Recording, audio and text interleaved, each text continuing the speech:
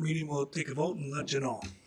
All right. Well, I'd like to thank everybody again for the time to take this interview and for all the new faces on the board. Wishing you the best. Looking forward to what's to come. But a little bit about myself. My name is Brady Strickland. Lived in Rochester for pretty much all of my life, and I've always had an interest in local government, serving the community, things along the lines of that. And wanted to get more involved like right away after graduating from college. Of course, COVID got in the way of that, but then this year, I actually had the privilege to work for campaign for a local political candidate, and in doing so, got to meet people from all over the area, get to hear their concerns, and I want to kind of continue doing that. And I think this volunteer board position would be a great way to continue that type of service and listening to the residents of Olmsted County, and hopefully, being a fair and impartial person in the county who can make recommendations to the board. Okay, appreciate that. Any questions for Brady? Okay, well, we appreciate your interest and we'll get back to you. Thank you. Thank you. Thank you for volunteering. Okay, we start our meeting. I'll call it to order with a Pledge of Allegiance. I pledge allegiance to the flag of the United States of America and to the republic for which it stands, one nation under God, indivisible, with liberty and justice for all. Okay, first item on the agenda is the election of officers. So first up, I would like to entertain a motion for the vice chair. I am moved to elect Sheila Cascade as vice chair. All right, can I get a second? Second. Okay, we have a motion and a second. All in favor, say aye. Aye. Oppose? Carries. Okay, now I'm looking for a motion to become chair for 2023. I move that Greg Wright be the chair for 2023. Okay, can I get a second? Second. All in favor, say aye. Aye. Oppose? Carries. You're up. Well, thank you very much. I do have some board comments which are on a video, so as soon as the staff is ready, you can start it.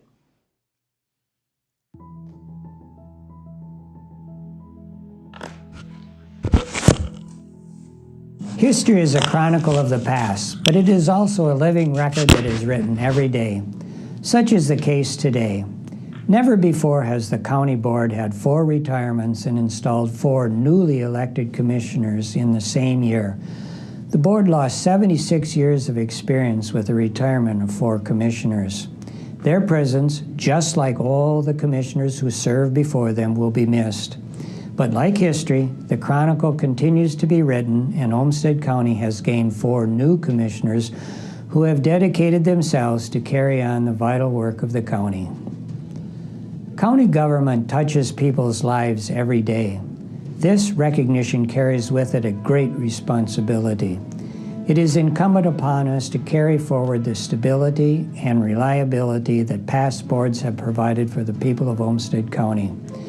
When the rest of the world seems to be in turmoil, when state and federal politics create uncertainty and anxiety, people must know that the county board will continue to do its work quietly, calmly, and with a sense of purpose to build a better future for the children and grandchildren of generations to come. We do this by continuing the well-established tradition of collegiality among the commissioners and through forthright discussions. One of the hallmarks of county board is nonpartisanship. I believe this has allowed every commissioner to find the best course of action that comes before the board without the yoke of scripted slogans and remedies. When the world and national issues swirl around us and catch headlines, our task is to focus on the county operations and services, to continue to improve them with ingenuity and efficiency. This hallmark allows us to move forward together regardless of a vote outcome. I am grateful for the experiences that have prepared me for the responsibilities of a commissioner and now of the board chair. From my early days as a paperboy delivering the morning Minneapolis Tribune before I went to school, through the days of working in my family's small business, studying with teachers who cared, working for the Del Monte Corporation during college, then as an educator, a single father, a union executive, and a legislative lobbyist, I have been afforded many experiences that have helped me in performing the duties of a commissioner. I also benefited from what I learned from my mother's 25 years of volunteer work as a chairperson of a Housing and Urban Development Committee in a small town where I grew up. We can be thankful for a great county staff that has demonstrated over and over again that it works for the people of Olmsted County by finding and employing efficiencies, by serving people with care and respect who are in need, and by thoughtful communication with the board to challenge state restrictions that obstruct our ability to carry out our mandates. We can be thankful we have the respect of our legislative representatives who look to us to improve legislation that affects counties. We can also be thankful to our families that must share our time with the community and who support us in our practical application of good government. The role of a county commissioner is expansive. It requires that we continue to learn and rely on each other to set the correct course of action. As elected officials, the public expects us to perform responsibly. The public does not expect us to be entertaining. The public expects us to work diligently, steadily, and quietly, and without drama to improve the lives of the people of Olmsted County while remaining fiscally responsible.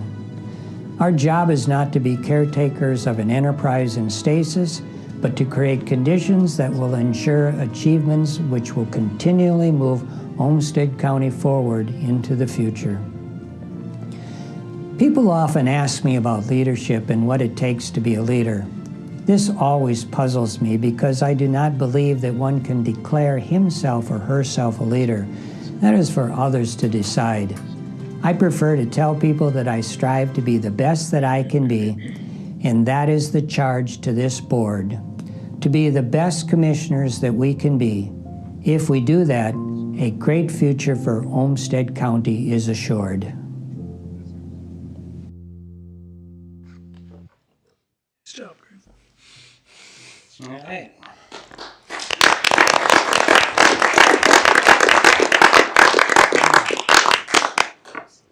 Thank you very much. We'll move to the consent agenda. All right, the consent agenda. Approved December 2022 Olmsted County Board minutes. Proclaim Human Trafficking Awareness Day. Award Calmer Farmland Lease. Approve liquor license for Oak Summit Golf Course, LLC. Approve extension of the Minnesota Official Marriage System Service Agreement. Approve the Equal Opportunity Policy Statement. Approve county observed holidays. I'm looking for a motion to approve. So moved. Second. Motion has been made and seconded. All in favor say aye. Aye. All opposed say no. Motion is carried. All right, the regular agenda. The first thing on the regular agenda is discussion and decision items, the 2022 summary and review. Heidi? Mr. Chair, Commissioners, welcome to 2023 and our first meeting here. Today I have got for you just a review of big projects that happened in 2022 as well as kind of a preview of what we see coming in 2023. There's not a absolute science to what shows up in these slides. This is the administrator's opinion.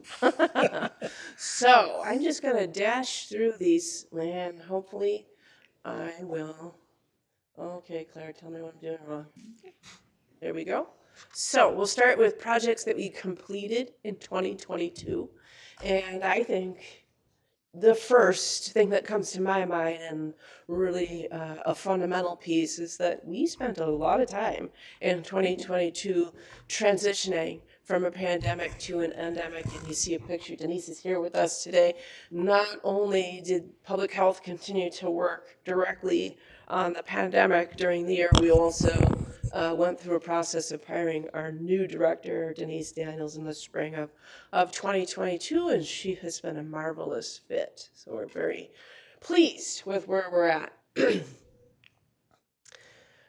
Another big project, and I'd say the second one that comes to my mind, remember back, sometimes it feels like, oh my gosh, that feels like a long time ago, but it really wasn't that long ago. We worked on the redistricting of commissioner districts every 10 years, every year that ends in a 2.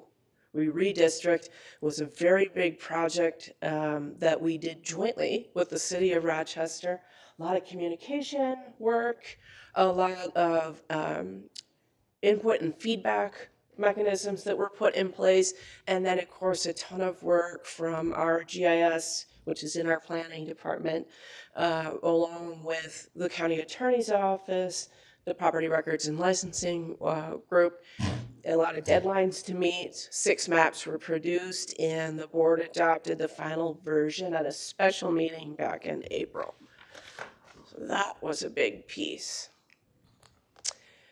And of course, there were elections in 2022. This was a big and in some ways more complicated than we expected because of the amount of public interest and public comments that appeared at the board. A lot of communication around this, substantial public education efforts. Everything went smoothly. We had a verified count at the post-election review, and that's the picture you see there.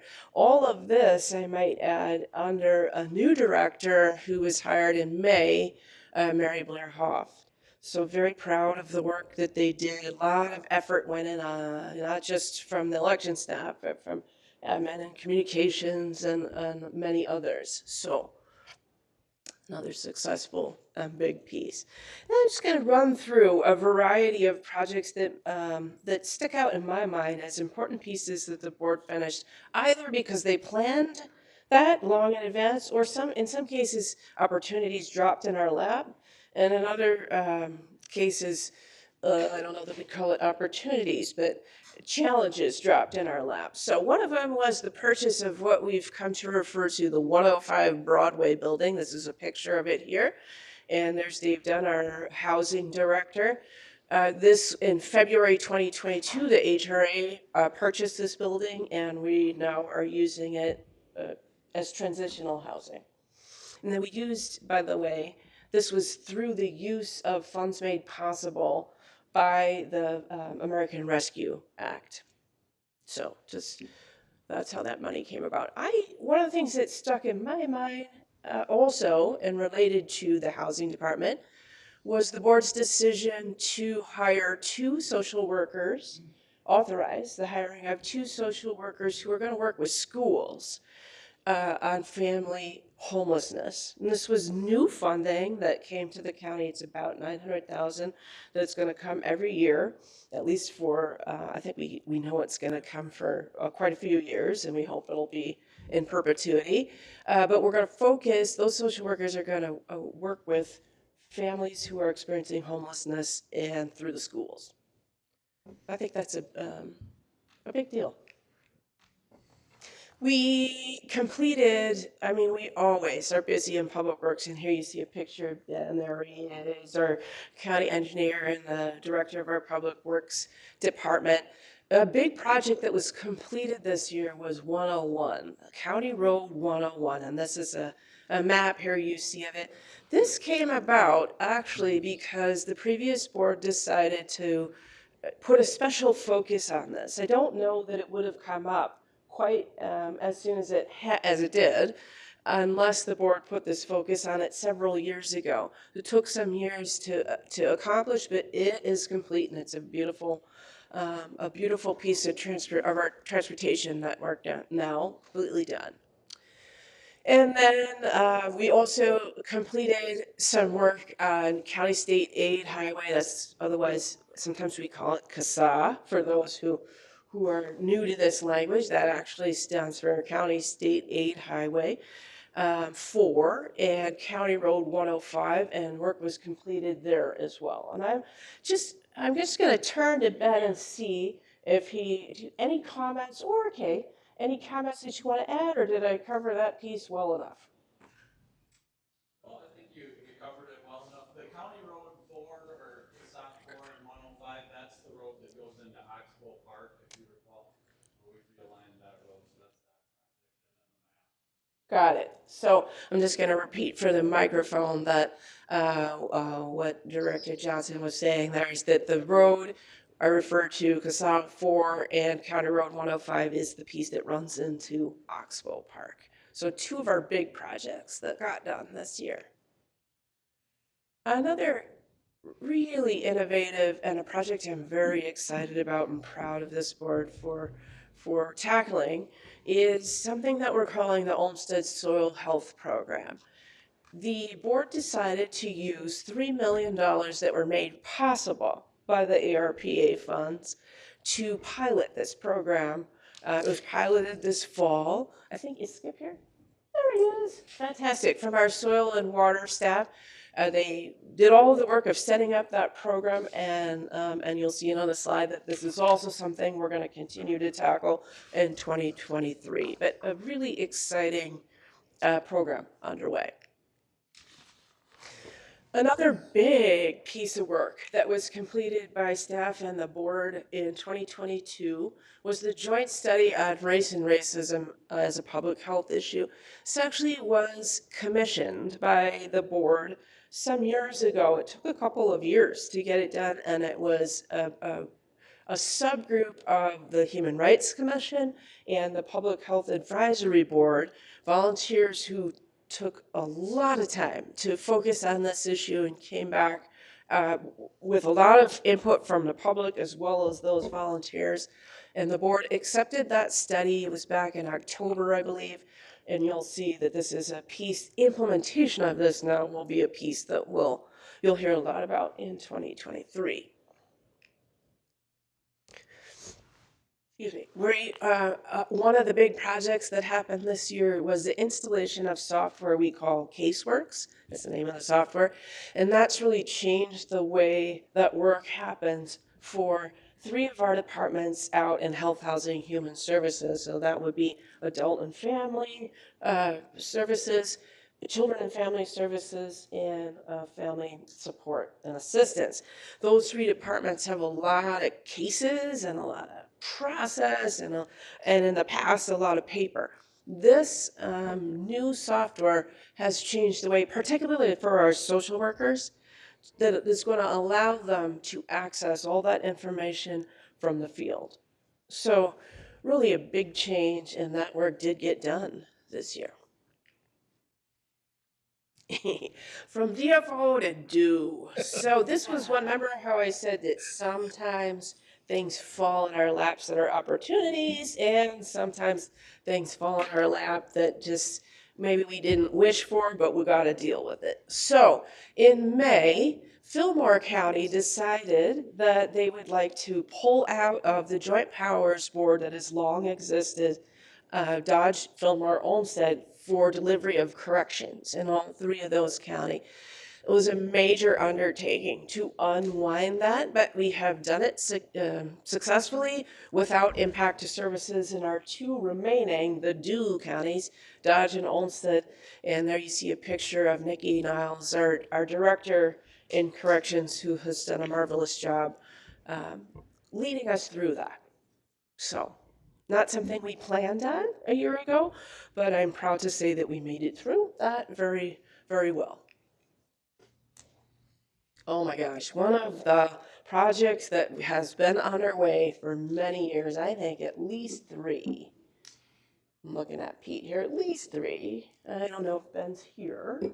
No, probably not. But many years we've been working on updating the general land use plan. And you've seen Sandy Gosley, one of our key staff out in the planning department, many times, a lot of public input. And finally, that huge plan was adopted by the board in the fall of 2022. So another big project that we wound up last year. Isn't it weird to say last year? Solid waste plan. There's Tony Hill, our director of environmental resources, and we just finished up the adoption of the new solid waste plan. You'll see a lot of these things we wanted to wind up as we knew we were going to have a big change in board, so we really wanted to make sure we could finish up things that were almost done.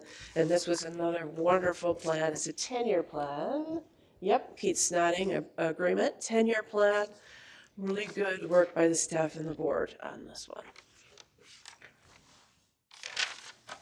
I cannot leave this is the, oh my gosh, we're 99.9% done column. Not quite, I stuck it in the done column here. There's Julian in the back, but 11 labor contracts and an implementation of new compensation study that has been underway for a couple of years now. A huge amount of work to get through this, and we are just about at the finish line here. So I'm calling it done, but we're close. Yes. Yes. Then I also wanted to mention, this is one of those that doesn't make headlines exactly, but it was a big piece of work that we did this year. We're always looking at cybersecurity and trying to make sure that we are in front of that. Every new threat, we want to make sure we're protecting ourselves as much as we possibly can. There's Matt Peabody, our director of IT, on the slide here. And what we did was install new infrastructure that allows recovery. So if it should happen that our data gets hacked somehow or pulled down, we now have a system that will bring recovery within a day or two, as opposed to it would have been weeks without this particular piece of infrastructure. Easier with criminal justice is a different story, but for everybody else, it would have been a long time, and now we have a good system in place to be able to recover in the event that something happens. So I thought that merited some comment. And then, of course, the transition to our new board. This has been a lot of work, as you can imagine. All of you have done part of that. But I feel like we have been successful, and here you all are. There'll be lots more training that happens for our new members, but we're feeling quite good about the work that happened to transition our former members to retirement and bringing our new members in. So, and before I go on to the next slides, I just want to turn quick to Pete and Travis and see, is there any other projects that you felt we should highlight as big major pieces that occurred in 2022? Anything I missed that you want to just mention? I think the only one that you'll mention, I think, in the upcoming year is the Oxbow Nature Center, so I think you'll cover that. Otherwise, I think you've covered physical development. Anything?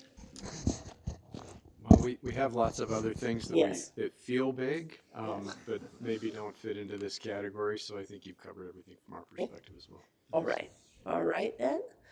Mr. Chair, if you're all right, I'll just keep moving through. I have a little list of projects that I wanted you to see and start thinking about. This is what's coming in 2023. It's certainly by no means everything, but the things that stick out in my mind, things I'm most excited about, and one of them is countywide strategic planning. We did a lot of work in the past year to set the stage for countywide strategic planning, which hasn't happened in quite a few years. We did it purposely with this timing so that we would be able to come to this new board and you all be able to put your imprint on what belongs in that strategic plan and what do you see as being what should be our goals as we move forward. So the county board will actually begin work on that February 3rd at the retreat, so you can look forward to that piece. Sorry about that. No problem. Then I wanted to cover, of course, Public Works.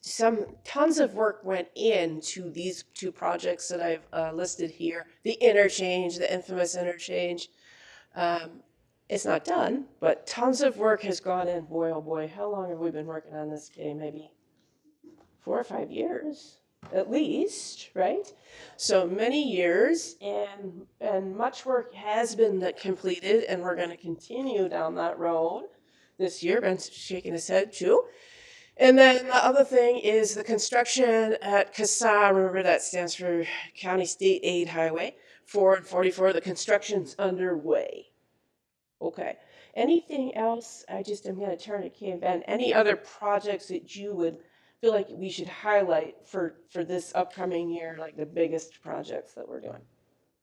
Okay, they're giving me thumbs up. You know, they always have a lot of projects on the list, but those are two that we'll look forward to. And then we talked about this already, but implementing the full Olmsted Soil Health Program is coming in the spring of 2023 here. I am taking this opportunity to remind the board that when the previous boards approved the use of $3 million, they also set aside, we kind of just set it to the side, $2 million additional dollars potentially for this. Doesn't mean that you have to use it for this, but that is a decision that will come to this board. Again, that has to do with our funds made available by the American Recovery Act, and you will hear some about that at your retreat in February as well.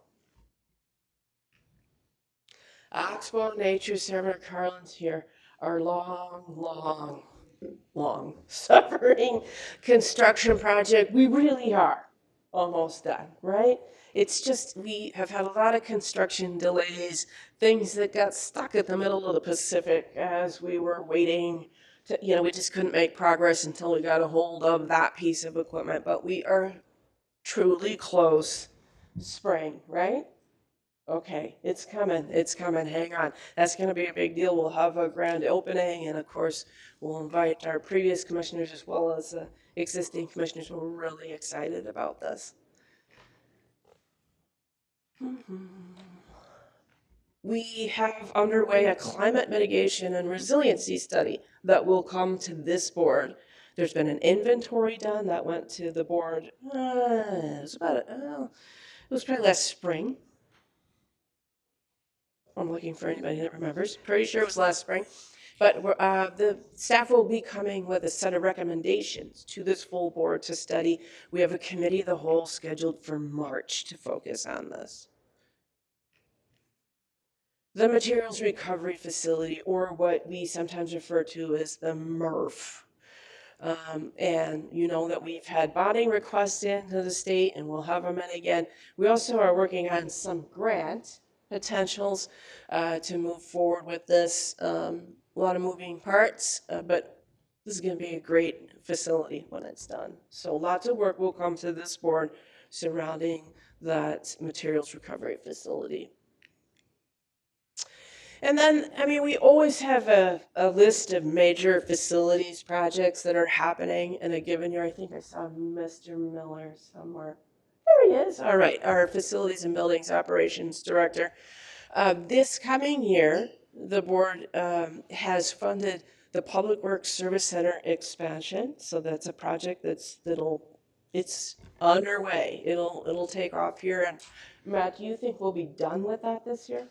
No. Okay, so it'll go through 2023 and not be done till 24. All right.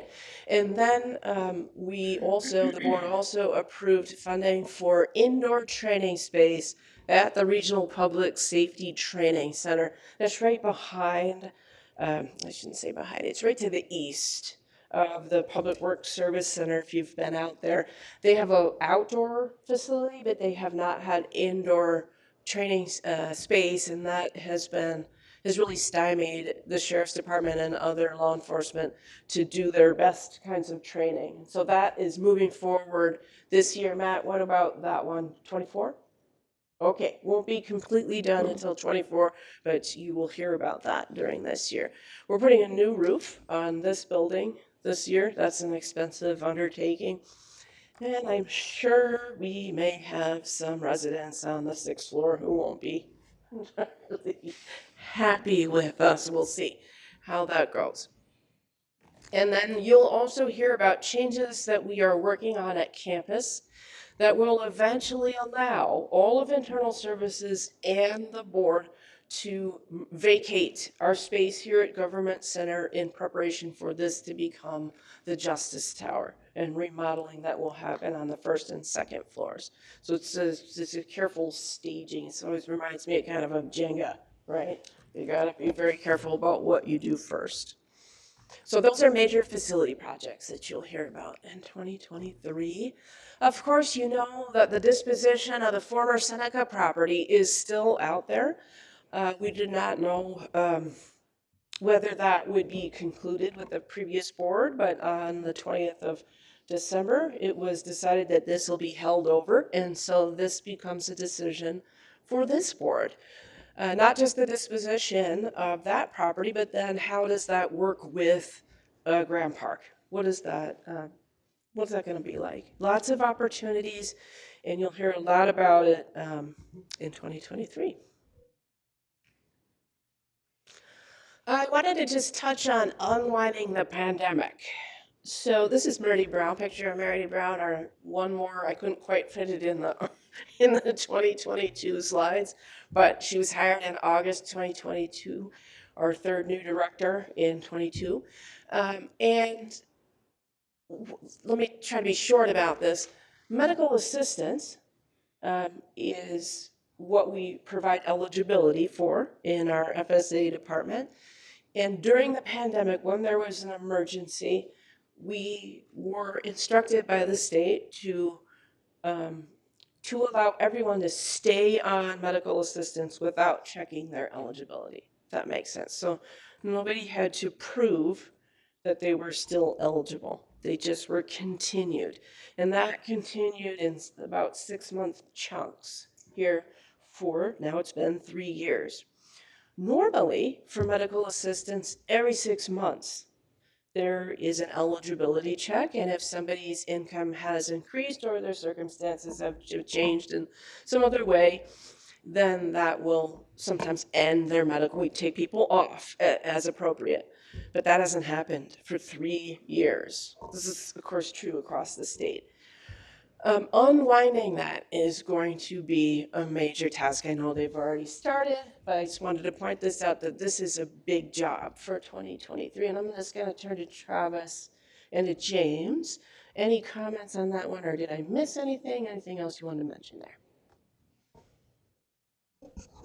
The only other thing I think I'd mention is we're really hopeful that the state also steps in and helps create some solutions that don't just require everybody to all of a sudden be turned back on. Yeah, because as Heidi mentioned, we've just been adding to our list over the course of the last 3 years. That list of renewals has grown substantially, and without some assistance from our state partners, it's going to fall on our eligibility workers to make sure that everybody gets recertified. So. So just don't want you to underestimate. This is it's not glamorous. It's going to be messy. It's going to be a major piece of work for us this year. So, as we talked about before, the implementation piece, of course, the devil's always in the details of these big projects, and the board, as we said before, has accepted this study. Now, what is going to happen is all of those recommendations are getting farmed out to the committees of the board, mostly to the committees of the board, to study that deeper and to decide, should we be implementing the recommendations that were suggested, and if so, how to do that. So you will see implementation pieces of this in many of the committees throughout the year in 2023. Another one that I thought was worth bringing up, the board decided through the budget process to allow expansion of care coordination in our adult and family services department. It is work that we do on contract for health plans. It's kind of a confusing piece, but because we have the experts on staff, they do the work for the health plans. The health plans reimburse the county for that work. I think this is going to improve service to the community, but it is an expansion and it'll take some effort this year. We're going to do a bit of focusing on community engagement process and techniques this year. We've got training planned for staff around community engagement. It's something we can do better. We can find new and really ways that are take advantage of social media and a variety of other technology tools. There's also some discussion of converting the Environmental Commission to a task force model. That's a piece that we may want to take up. And then finally, I wanted to mention that a community council is underway. So that's sort of a piece of that community engagement process. It's something that's needed for some of our work in public health, and we're looking to expand that to allow us to use a community council made up of all kinds of people from the community to uh, give us feedback and participate in county government. All right. Continued decisions about the funding that was made possible by the American Rescue Plan Act. As I mentioned before, you will get a review. The board will get a review of where we're at with that funding on February 3rd at the retreat, and you'll have the opportunity to decide whether you want to allocate the remaining pieces of that funding. There's no for a set of complicated reasons, there's really no deadline for when you need to do that. It's really in our reserves at this point. So, and then on the horizon, now there's many things that we could talk about on the horizon. I grabbed just a couple. One of them is around our childcare system. A lot of discussion in the community. Some discussion has started in our Health, Housing, Human Services division. And I think this is something that the board will want to continue to talk about, learn about, see if there's something we need to do about it. Another one that's been on the horizon, maybe on the horizon is not quite fair, but we have started some work around children of incarcerated parents. It's something that we intend to continue, and so that's one to watch. As you know, Commissioner Cascade is on the statewide public health advisory group. I'm sure I said it not quite right, but basically that group is looking at the public health model of service delivery in the state, and I think that is something where we will lead in some ways. What should that look like? So Commissioner Cascade is leading at state, but I know our Denise Daniels in our public health department will also be chewing on that and thinking about that, and that's another topic for this board. And then there's an open space plan that has started that I think you'll hear more about. There's questions and answers that need to be provided. We need more county board input into that process. I am going to just turn again to Pete and Travis. And are there other topics on the horizon that you'd also like to mention? Well, the only other one I would mention would be the future of Energy Park. As you know, it's the property east of our campus, adjacent to the waste energy facility and recycling center. So it's the board had decided to pursue with the DNR purchase of the property north of the Energy Park area just to help complement its future work. But with Tony's solid waste management plan over the next 10 years, there's a lot of things that we need to work through relative to solid waste management, and what does that mean for Energy Park is probably another one that this board will be hearing more about. Great one. Travis, anything else you want to mention? Well, I think it's fair to mention all of the things that are happening in housing as well. And so there's a lot of opportunity there, I think, and both as it relates to housing and affordable housing and with the homeless population. So I think we'll be hearing a lot more about that, both at the capacity of this board and in your role as the Housing and Redevelopment Authority Board. You'll be hearing a lot more about that in the coming year. The other thing to keep an eye on, I guess, would be in regards to corrections. Those of you that have been on this board for a while know that there's a lot happening at the legislature around funding for Community Corrections Act counties, which we are. So we're hopeful around that. And the last thing I'll mention in corrections is in regards to juvenile corrections. There have been a lot of articles in the Star Tribune lately, just talking about some of the challenges that exist in the juvenile corrections world in the state of Minnesota. So more to come on that as well. I think those are topics that we'll be hearing more about in 2023. Excellent. Mr. Chair, that is what I have for you today. So I am happy to answer questions if there are any. Are there any questions from the board? Yeah. Thank you, Mr. Chair, and Thank you, Madam County Administrator. Just, and wonderful report. Just a couple of questions and maybe a comment to start with. I do think this county board staff and so on really needs to take a look at the Inflation Reduction Act. There's a lot in that that would possibly be opportunity for us. But then to my questions, and I just have three, and they can be brief. Uh, with respect to the racism study, when we say accepted the report as opposed to approved the report, words are important things. Does that suggest that the report was accepted, but not any of the recommendations were necessarily approved by the former board? Yeah, Mr. Chair, Commissioner Sanjay, that you're exactly on point. The report was accepted, and now we will send it to committees. Doesn't mean that we're Okay. going to implement. The board still has complete control over what they want to do or not do when it comes to those recommendations. We are going to take each one seriously and chew on it and think about it. So, for example, there are many recommendations about housing.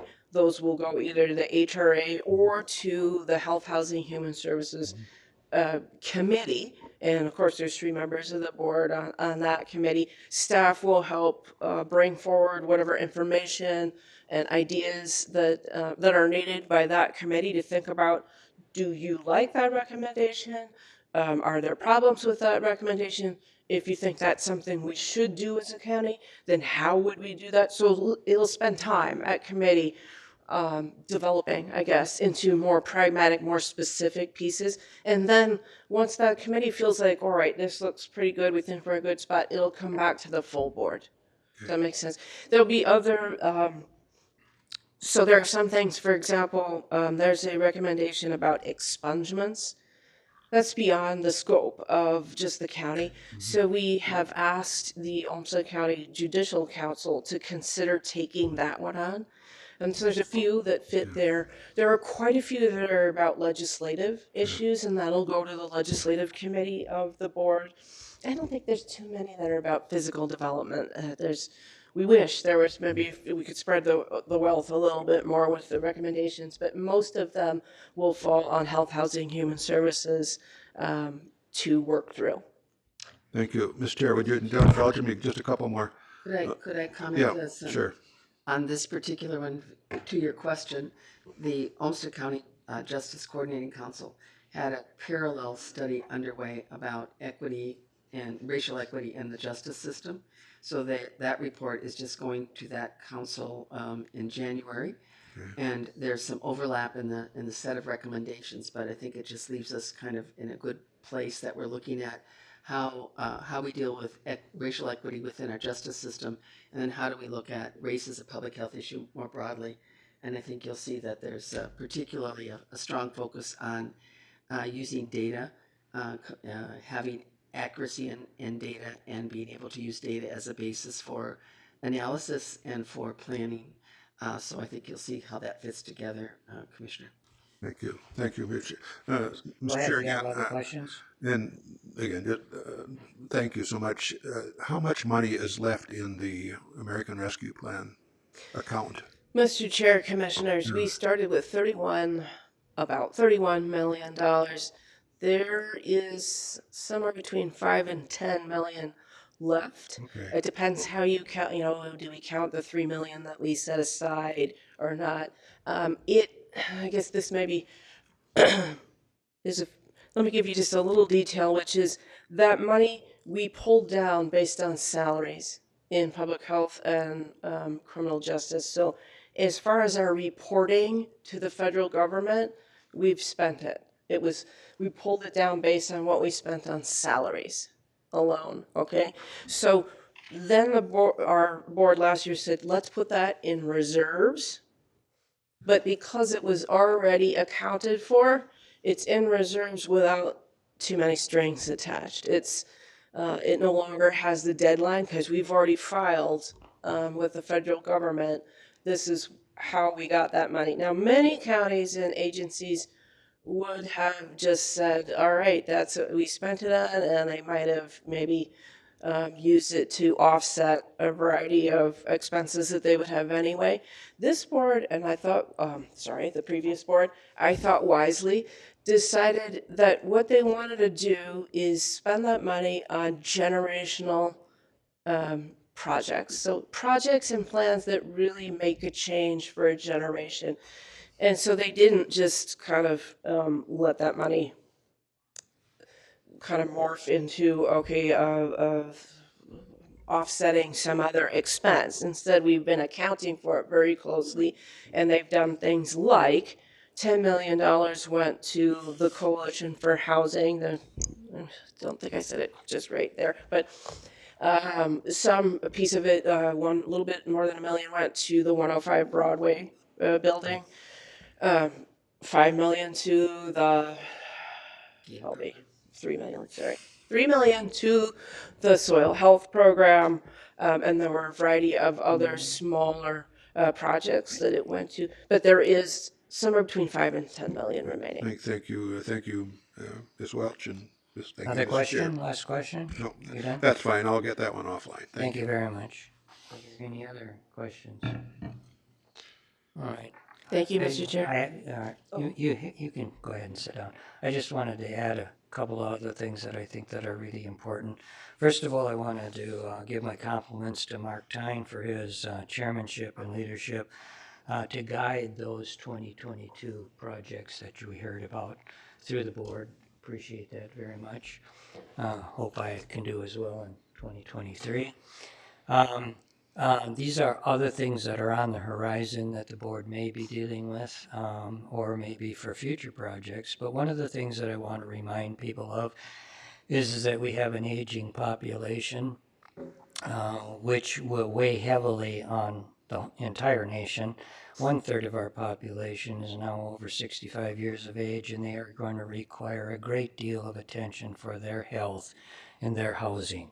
And like everything else, it will fall on the counties to deal with those issues. And I know that we will take that on with great enthusiasm. There's also the reformatting and the restructuring of the Department of Health in Minnesota that's going to be very important to the county. And I'm very appreciative that we have Commissioner Kaskadenich is very involved in that and is very well versed in the State Department operations, as well as knowledge about what counties really need. And hopefully that the state will come out with a better plan than they've had in the past. I'm very appreciative that the county completed their study on compensation, because we looked very carefully at how we reward financially every category within the staff. And we found out that the people that were at the lowest end of the salary structure really needed some improvement. So my appreciation to HR and Julian for addressing that issue so that we can bring those wages up so that everybody in the county has a livable wage. We did not complete our work on bonding and the legislative, and that's always ongoing, and so we will be looking at that this year also so that we can complete our projects. Lake Zumbro Park was started, and we have completed some of the improvements at Lake Zumbro Park, but that will be the 5th park that we have that will be upgraded, and appreciate the park board for taking care of that. We'll be looking at a master plan. And we know that that has become very popular since we purchased that because of the traffic on the lake has increased. We also worked a great deal this in 2022 and will continue on Olmsted 1, which is our diversity plan, which the county will be increasing the diversity with our employees in all departments. And we've done a lot of work on that, and we will continue to do on that. And we want to make sure that all people that work for the county are welcome in the county as well as in their workspace. Let me see if I forgot anything here. Oh yes, and also in 2022, let's remember that, you know, the board does not ask to be a star, a standout. We do our work quietly. We do our work without drama. But it's important to note that Commissioner Cascaden was recognized by the Association of Minnesota Counties for her extensive service to the county organization as well as to the state. And all of the counties in Minnesota benefited from her work. And I'm very appreciative of that. And many of us do those things quietly and unassumingly, but we do affect things that are going on throughout the state of Minnesota. And I think that other counties recognize that Olmsted has been in the forefront of many issues, and I hope that that will continue as well. So I do appreciate those things. Thank you very much, Commissioner. Let me see if I have forgotten anything.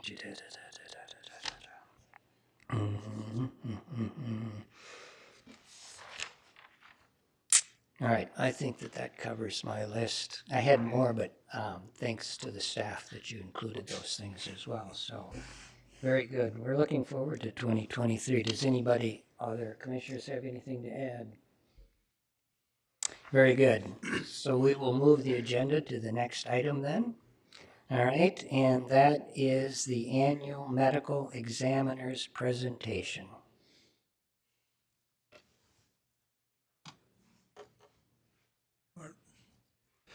Mr. Chairman, fellow commissioners, thanks for having me here today.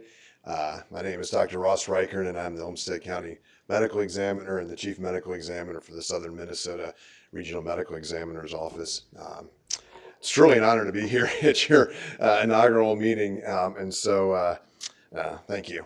So we'll click through this if I can find the right direction. Oh, there we go.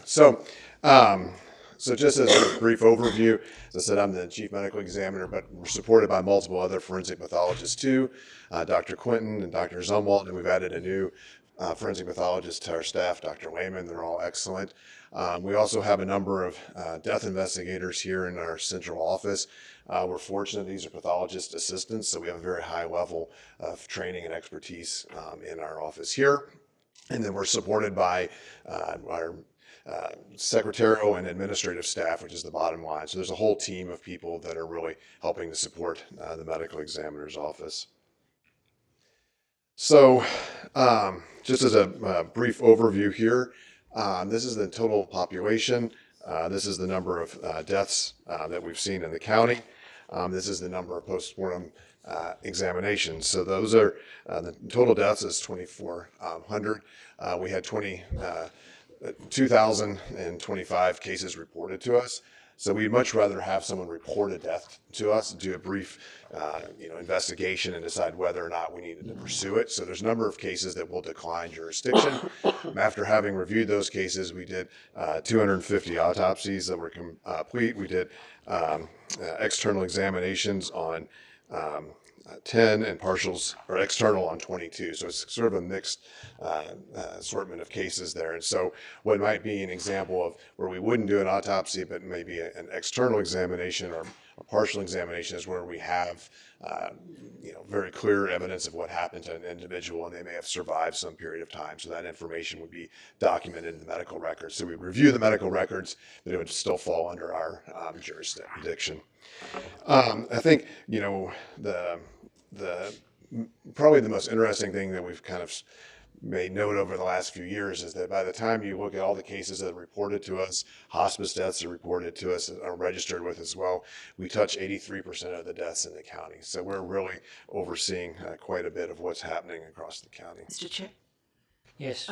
Would you prefer to have questions at the end or along the way? Whatever is your all's preference. I'm happy to just do them as we go. So. Well, the question that I had about this slide when I looked at it was, are the number of postmortem postpartum is a whole different scenario. Yes, we capture that information on the death certificate. Right. Postmortem examination, is that by request? Or autopsies are by request? Are these ones where that you did an examination and decided that a complete autopsy was necessary. Yeah, these are ones that are done under the medical examiner statute. So these are not ones that are requested by the family. Those would be ones that would be consented for autopsies. Okay, so in this list, we don't have that of all the deaths reported, we know how many then were postmortem examinations because they fall under the statutory requirement. Correct. All of these would. And then the other, any other autopsies that you would be doing on Olmsted County residents would be by request, but wouldn't be in this report. Correct. And they would be paid for by the requesting Institutional. entity. Yeah, institution. So the hospitals cover consented for autopsy. So basically it means if you're a Mayo Clinic patient and you die and consent for an autopsy, they'll do that autopsy at no charge. Okay. So we do have that data. So just to sort of back up, if you take into we do hospital autopsies, as you've alluded to, medical examiners jurisdictions, and we cover additional counties in this region. So, we do over 1,000 autopsies a year in our office, just for perspective. And as we look at, we're obviously mostly interested in Olmsted County, but how does Olmsted County's caseload fit compared to the regional responsibility that you have? I have all that as we go through. Okay, and I have it broken out as we'll talk about it, because from whether the injuries occurred in the county or the death occurred in the county. So I have that information by the various classifications. Thank you. As we go through. Mr. Chair, I'm sorry, go ahead. I probably ask this every year, but these autopsies, 250 autopsies, these are on Olmsted County residents, not people who necessarily just died in Olmsted County, correct? Or This would include, I'd have to double check. This is the ones that died in Olmsted County. okay, so it could have been somebody at Mayo from another county. Correct. Okay. So the following data that we'll see, will that be? I have that broken out so you can see which cases occurred in Olmsted County versus or the injuries or what have you occurred in the county versus outside of the county, and compared to the deaths actually in the county. Okay. Commissioner Stenjo? Thank you, Mr. Chair. And Dr. Ross, I think it was Dr. Ross, right? Yeah, Dr. Reicher's my last name, but everyone calls me Dr. Ross. That's fine. Just a quick, I'm not sure if you can answer this one, but so I'm looking at a list of names here, and I'm looking at 8 counties. And maybe this is for our administrator, but what is the financial arrangement? These employees here, I think, are all Mayo employees, I'm going to believe. Yes. And so are we under contract with Mayo to do this kind of work? Yes. Okay. So we charge a per capita rate, so based on the population, and we charge basically the same rate for all the counties. Okay. And Ms. Chair and Doctor, that rate does not rely on or relate to the number of autopsies for. No, it doesn't. No, it does not. So if we have more autopsies, then it would be more expenses on our part. If there was less, then it would be less expensive. But the autopsies are really, they're a significant part of it, but really the staffing, just to have people available 24/7, 365 to respond to calls and be on call. And so there's different models that people have done in the past, not to get too sideways on this topic, but when you start doing that variables, because other people have done that in the past, it becomes pretty complicated pretty quickly, because then you're like, how many autopsies, how much transportation, and then funding, returning funding, overcharging. And so this model is provided a sort of steady state, so people know what it is, can budget for it, we work with it. So it's been an efficient way to do it. Perfect. Thank you, Doctor, and thank you, Mr. Chair. Yep. Go ahead. Okay. So what's on the death certificate? So just to sort of back, up a minute, just to sort of understand what we're trying to do. I never in my entire career thought we would have spent the last few years spending so much time talking about death certificates. So it's the cause of death, which we'll go into in detail, but that's actually the underlying reason why someone died. The manner of death is the circumstances in which someone died. Then there's a whole bunch of other questions. Was an autopsy performed? Were they pregnant at the time of the injury or the death? Did it occur at work? Is it related to transportation? So there's a whole lot of public health information that's gathered behind the scenes. It's not on the death certificate that family members would receive. So that's an important source of information. Who uses it? Obviously, blood relatives use it. Helps provide closure, but also so many things require a death certificate to move forward. But then also that information rolls up to the state, then obviously from the state to the national level, ultimately in the CDC. So it's kind of an interesting thing. I mean, I'm sort of preaching to the choir here as far as the way things really start at the grassroots level with our death investigators going to the scene and determining is this a drug overdose, us doing the autopsies, completing the death certificate, and that's how the data finally rolls up across the country. We get those large numbers of, that we see of whether it's, motor vehicle accidents, COVID deaths, etc. So that's really what we're trying to do is provide the best information we can. Mr. Chair, I have a question about this slide. Yes, go ahead. Used by blood relatives, will that also include legal relatives through marriage? Yes. Okay. Yeah, it's just sort of a jargon there, but yes, yeah. So it's people that have a vested interest in it. As far as that's the public and private privacy laws in Minnesota are relatively strict compared to some states as far as who has access to death certificates and autopsies. Some other states have open records where anyone can request any autopsy or any death certificate of anyone who dies. Minnesota is much stricter on who has access to it. Thank you, Doctor. Yeah. All right. So now this is a category by manner of death. And so obviously you want to see this shifted most to the natural category. And you can see year over year. So just as a reminder, this is 2021 data that we're presenting. So it's from 2 years ago now, but just barely. So the vast majority of our deaths are natural, which is what we like to see. Those numbers will continue to grow, and all of our categories do with the population growth. So as population grows, so do these various categories. So in 2021, there were 6 homicide deaths in the county, but only 1 in which the injury occurred in the county. So the other 5 were injured elsewhere and then died within Olmsted County. So for suicide, there was 24 suicides that died in the county, but 21 of them were in case the injury actually occurred within the county. So 3 were transported here. Accidents, 273. We'll break this down in much more granular detail in a few minutes. We had a couple deaths in which we couldn't determine the cause of death for a number of different reasons. So that's a high-level snapshot, and we'll go into each of these in significantly more detail. So this is unnatural deaths. So this is once we've removed just the natural categories. And so what really surprises a lot of people, I think, is the jump/fall category. This is obviously a large number, and this isn't, people jumping off of things or what have you. This is elderly people typically that are falling and injuring themselves, typically at home or, some sort of relatively, innocuous type of injury, but you have enough other conditions, you're frail enough that's enough to lead to their death. And so, for example, depending on exactly what data that you look at, if you are an elderly individual and you fall and you break your hip, there's about a 50% mortality rate for the next year to 2 years afterwards. So this is not trivial injuries, and that falls specifically under our statutes, long bone injuries for 6 months after the injury occurs.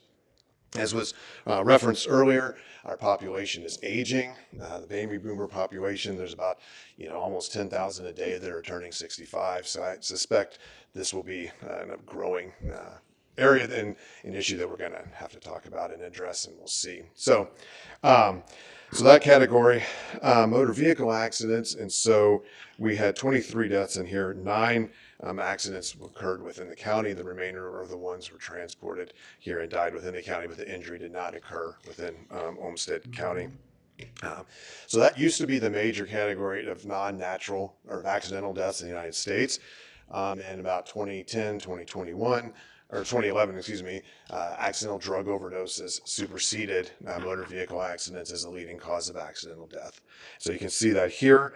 There was 54, excuse me, last year, 42 of which occurred within the county, and we'll go into much more detail on that as well. But again, just to give a sense of, and these are just really ballpark numbers, But in 2010, there's about 30,000 motor vehicle accident fatalities a year. And that's when drug overdoses superseded it. Last year, we had close to 90 or something around 90,000 drug overdose deaths. So when people talk about really this epidemic, it really is, and it's out of control, in my opinion. Dr. Russ, Yes. question. Thank you very much. Yep. I think I heard you said that because of the number of jump/fall, that's a discussion we'll have to have in the future. Can you tell me a little bit more about that? I was alluding to what you had referenced earlier as the population ages, that this will be a growing population that's at risk. And so we'll see that within our data because that's reflecting that population. Well, and I'm not sure that somebody is here from housing today, but they're probably listening in. But I think that's something that we would like the housing folks to look at, and the refurbishing requirements that we might want to have for housing to make elderly housing safer, especially for the older houses. So slips, falls. Oh, yes, absolutely. Stairways. Right. Entrances. Thank you very much. Yep, definitely. Oh, go ahead. Okay, so I have questions. The previous slide, I think we had 6 homicides in 2021. And then on this slide, we have 10 deaths by firearm, 12 by blunt force trauma. What are they? So that's including, that's not breaking it down by manner. So that would include like suicides as far as gunshot wounds, as far as firearm deaths. So I have more detail on that in the subsequent slides. I think Another question. Yeah. Are all drug overdoses assumed to be accidental? No. So we do investigate those. And so some of them are suicidal, and we use different pieces of investigative information typically to determine that. Thank you. Yep. So the next category is suicide by means. And so we had 1 asphyxia, 8 firearms, 1 jump, 5 ligature hangings, 7 drug overdoses, as was alluded to, and 2 sharp force injuries. And so when we're determining if something is a suicide, this is really our most controversial manner of death classification. So we're taking, is there a suicide note there, but there may not be? Is there evidence of other sort of intent? Other clues we might see is like all the pill bottles are empty and adjacent, and then maybe they've sent a text message to someone, and so forth. So there's a number of pieces of information that we would rely on to determine if that was a suicide. Suicide by age, and so this comes up periodically as a question, particularly in younger individuals. You'll see we had 2 in the 11 and the 17, and then relatively stable numbers in the over 25 categories. Again, just to get a sense of this, and we're trying to just build our data year over year to see if there's trends or changes or something that might come up that would be useful from a public health standpoint. Just as a comparison, so this is based on the county of injury. Okay, so this is not just based on where the number of deaths that occurred in the county, but where the injury originally occurred. So if they were injured in Fillmore County and transported here, that would not be listed under our data for Olmsted County. The red line is the state averages is per 100,000. So we're dealing with relatively small numbers. So a movement of a couple individuals or additional deaths could really move those percentages. But you can see how each county that we cover in southeastern Minnesota compares and what it looks like to the highest nationally, which is Wyoming as a comparison. Next are our homicides. And so these are the ones, again, this data here is based on the county of death. So there's 2 firearm fatalities, but only 1 occurred within the county. Then we had 3 blunt force injuries and 1 other means. Again, this is 2021 data. This is the homicide rate per capita. And so again, really relatively small numbers, thankfully, but again, that's moving this rate per 100,000 pretty significantly. So again, the red line is the state, and then the highest is Mississippi, and Olmsted is 1 fatality. This is accidental deaths by type.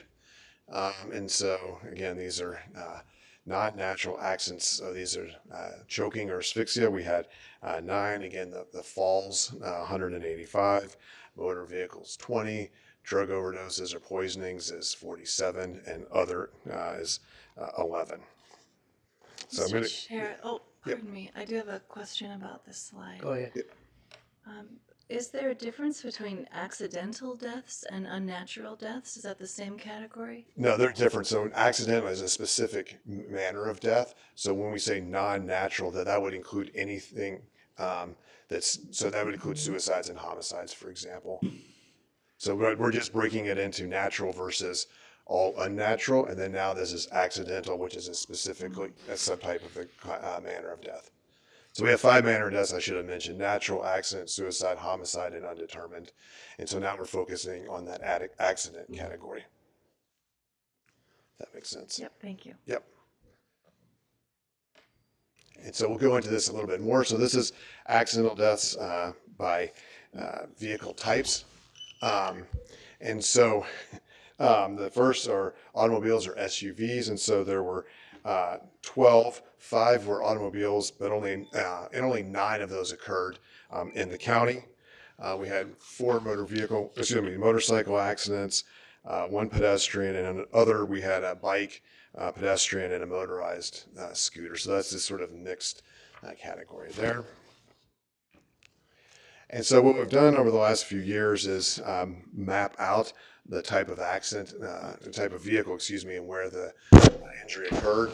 And so this is just to give you a sense of, the lay of the land, if you will, of where they could potentially have happened. The size is related to the number of a fatality that occurred in those locations. It's worth noting that sometimes the dot is larger just because there's multiple fatalities, but it could have been in one accident. It's not that it's a repetitive year over year. So the next slide is the number of deaths in these various locations by year. So this does start to give you a sense of it could be used if there's an overlap in a particular area that might be a high-risk intersection, for example. But again, trying to get a scope of it. When we looked at it, it didn't, from our standpoint, jump out. But obviously, that's not really our expertise as far as the transportation system. But we do look to see. Most of the things, if you look across southeastern Minnesota, appear to be clustering in certain areas, but they're really on just because they're on the main thoroughfare, and that's really just by the nature of where the roads are located.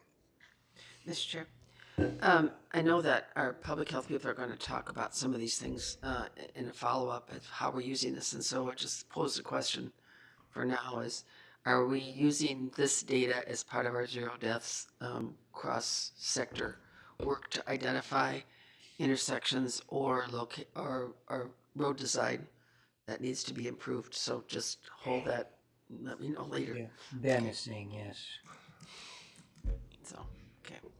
Yep. and the sheriff is saying yes. Okay, thank you. So this is motor vehicle fatality per capita. And so you can see where Olmsted County compares to the other counties and nationally, and then the red line again is the state. And this is by where the county of origin of the injury occurred.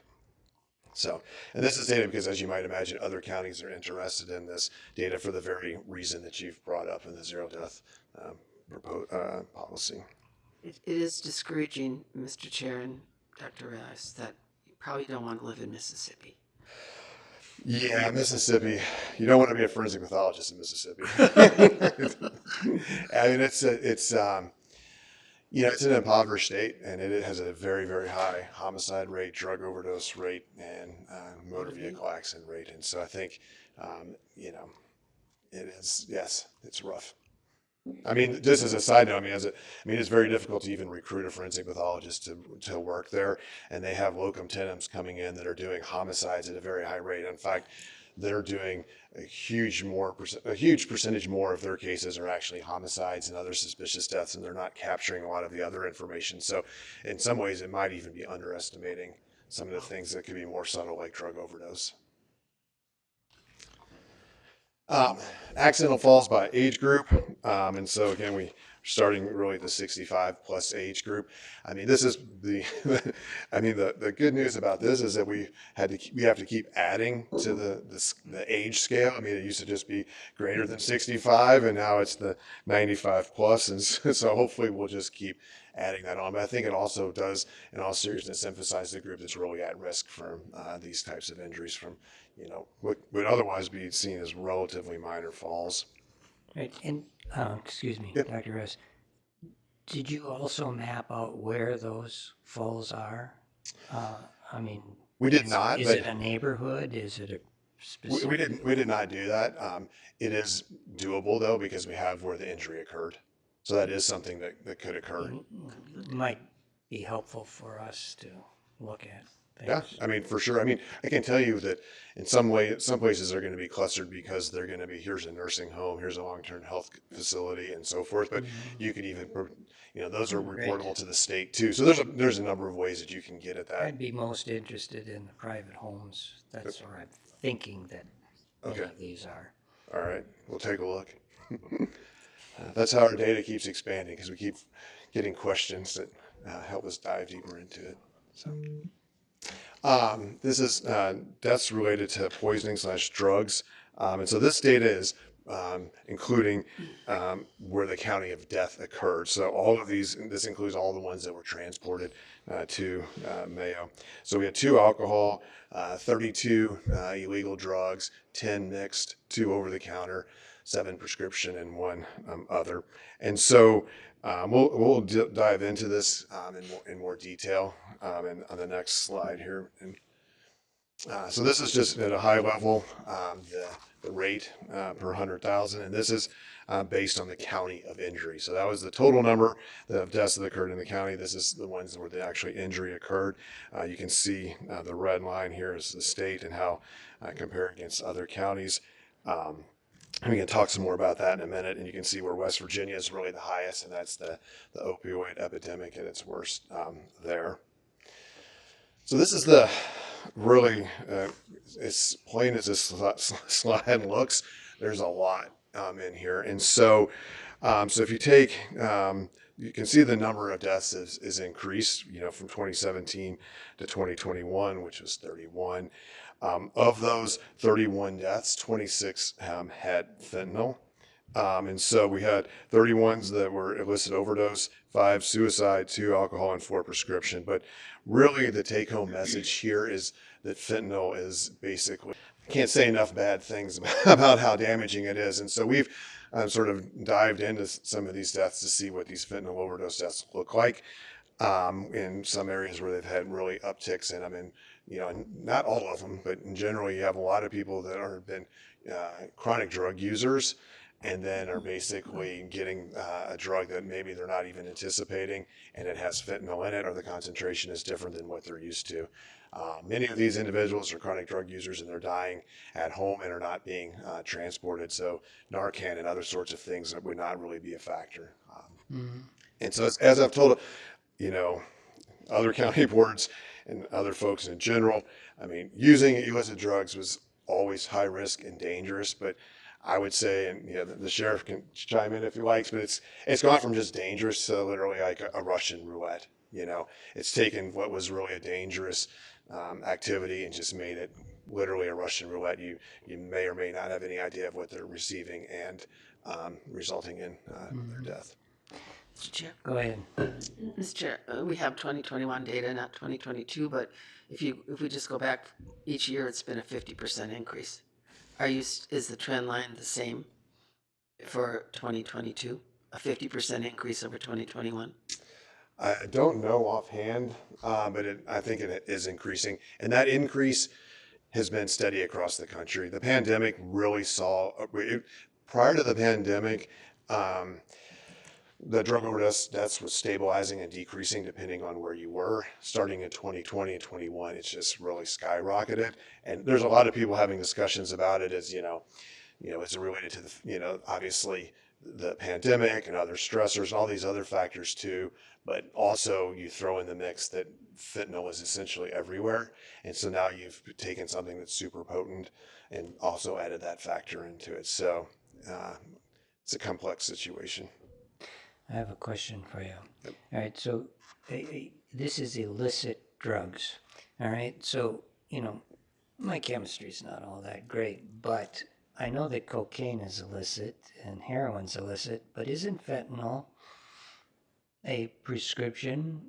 It's not really illicit. It's So that's a great question. That does come up. So there is the illicit version and then the illicit version of it. So you have the prescription form, and then you have the illicit construction of fentanyl or production of fentanyl. So even if you can have a illicit drug and use it illicitly, and you can take a drug that can be manufactured, illicitly as a prescription and make it illicit. So in other words, you can't go home. I'm not the attorney here, but you can't go home and produce fentanyl legally in your home. But if you have the right manufacturing and overseeing, then you could make it. So when you use a illicit drug or prescription drug illicitly, then we would count that as an illicit drug. So if you take a pill that was prescribed to you and crush it and inject it, that would be the illicit use of that pill. all right. And you know, I've been following this for a while, but it used to be that methamphetamine was the worst of the worst, and that's now this last year changed according to your. Yeah. So methamphetamine. So even when we were talking about the opioid crisis and epidemic a few years ago, methamphetamine was still a major driver and often the leading driver of our overdose deaths. But now that has been superseded by fentanyl. But methamphetamine still is out there. But as far as the deaths, it's now fentanyl. And people are mixing these together, right? And so that's also another common question is why would you take something that's like a stimulant like cocaine with something that's a sedative like fentanyl? And my understanding is that together creates a different sort of experience for the user, or it may be that they didn't even realize that that's what was mixed into it. So, we've now had fatalities where, people have assumed that they were getting cocaine, for example, and it ended up being fentanyl. So they might have had cocaine in their system. They purchased some more, what they thought was cocaine, and it was pure fentanyl. So what we're seeing more of this is something that we've just seen a trend. We're starting to look at it, unfortunately, where we have multiple fatalities at a same scene. So they've taken the medications and have been so quickly overcome by whatever they've injected or smoked or what have you that not even one person is there conscious long enough to rescue another person or call 911. So we've had several of those recently. It's something that we're keeping an eye on. But I think it speaks to the potency of the drugs that are being used. All right. The one that I don't see on your list is marijuana. So how many people die from marijuana overdose? It's not fatal. So marijuana is not a fatal drug. There are complications from it. There's something called hyperemesis syndrome that can lead to fatalities. And there are reports of people that have consumed particularly high concentrations of THC, usually in the form of edibles, not realizing how much they've consumed, that do behave in a way that leads to their death. So they, are highly intoxicated and, jump off a building or commit suicide or do something like that. But THC in itself does not directly relate to someone's death. Thank you. I got a question, Chair. I know there's a lot of heroin out in the community, and prior to Narcan being so readily available, did we see higher heroin deaths than we do right now? Because I'm surprised how little heroin deaths we see on this list. I don't know exactly that. That's a very common type of question for us to get asked, and so it's hard to gauge how much Narcan is being used because people may be resuscitated and not even reported. They could go straight to the hospital and law enforcement not be involved, and so that would be a number that's missed. I think what we're seeing is that fentanyl is really replacing heroin, in a lot of ways, or it's mixed in with it, and so it's the driver of why they died. Interesting. Okay, thank you. Okay, so moving on to natural deaths by causes. And so we see as cancer and cardiac, so heart disease and cancer. That's the same across the country. Neurologic deaths, were down a little bit last year, but I think that over the years as the population ages, it's likely to see that number increase. That's your Alzheimer's disease, your dementia, your strokes, all of that. So those are things that happen in that aging population. The pulmonary deaths really spiked. We're starting to see that come down, but that's related to COVID. And so the counties with major medical centers and hospitals are still seeing the increased pulmonary deaths. Those that don't have those do not have those pulmonary deaths, and that's a reflection of COVID. I have a question about the cardiac. Yep. That's all right. I'm kind of assuming that that's for older folks. And, Typically, yeah. All right. And do these, is this a cardiac event at home, in the hospital? It could be a combination of those. Typically, these are at home, at home primarily, or sudden unexpected deaths. So what a lot of people don't realize that still the first presentation of people's underlying coronary artery atherosclerosis is sudden death. And so people have it in their mind, if you get to the hospital and are relatively stable, the ability for them to care for you and resuscitate you is very, very different than it was 10, 20, 30 years ago. But what's missing from that in the general population is that most people's initial presentation is sudden death. And so that has not changed. It's kind of a misconception I think people have of like, okay, you know, maybe I'll change my lifestyle when something happens. If I need this, I'll do that or what have you. But these are presenting as sudden deaths. So that's predominantly the ones that are going to fall under our jurisdictions are the ones. These are your 55-year-old guys shoveling heavy wet snow that just collapse suddenly that haven't been to a doctor and they fall under our jurisdiction would be an example. Okay. Mr. Chair, I have a question. Yes, ma'am. Is the leading cause of death nationally still cardiac related? Yes. So I see that cancer and cardiac causes are pretty close here on this chart. And is that because cancer patients coming to Mayo Clinic and therefore Olmsted County, we just have a higher rate of cancer in this county? There's no doubt that that's a driver of it because you do have individuals that are here for long-term treatment and they're dying outside of the hospital and they would fall under our jurisdiction because they're not on hospice, and then that would be a cancer-related death in Olmsted County. Yes, that's a correct observation. So, Mr. Chair? Yes, go ahead. Thank you, Mr. Chair. Doctor, just not on the charts, but just instinct, professional instincts. Is the prevalence of Alzheimer's and dementia, could you say that has increased over, say, the last 2 decades or so? So that's an excellent question. And so I'm also a neuropathologist who studies neurodegenerative diseases, so we could talk about this all day long. So one of the thoughts here is that, you know, our parents and our grandparents' generations did not live to be 100 years old, right? You know, they're dying of their heart disease and cancers at a much younger age. And so one of the ideas here is that the brain really hasn't had time to adapt to decades longer of living. And so as we've done things where, you know, helped with heart disease and, you know, people, you know, have had 3 or 4 cancers. We all know people that had cancers that they would not have previously survived, and now they're living longer and longer. And so now they are developing Alzheimer's disease and other types of neurodegenerative diseases. So with the aging population in the neurodegenerative world, we really are expecting, or have been expecting, this huge epidemic of neurodegenerative diseases.